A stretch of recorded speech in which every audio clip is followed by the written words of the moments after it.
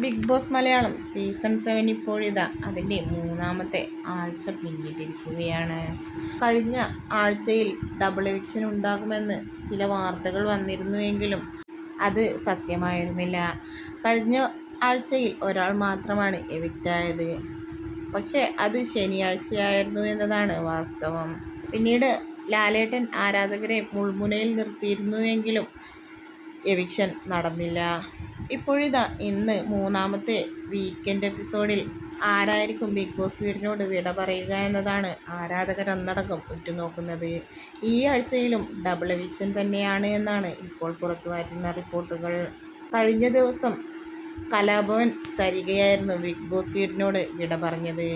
ഈ ആഴ്ച ആങ്കറായ ശാരിക KB യാണ് ബിഗ് ബോസ് വീടിനോട് വിട പറയുന്നത് എന്നാണ് ഇപ്പോൾ പുറത്തുവരുന്ന റിപ്പോർട്ടുകൾ. അൺഒഫീഷ്യൽ പോളിംഗ് റിപ്പോർട്ടുകളുടെ അടിസ്ഥാനത്തിലാണ് ഇങ്ങനെയൊരു നിഗമനം. എന്തുതന്നെയായാലും അർഹതയുള്ളവർ മാത്രം ബിഗ് ബോസിൽ നിലനിൽക്കട്ടെ എന്നാണ് പ്രേക്ഷകരുടെ ആഗ്രഹം.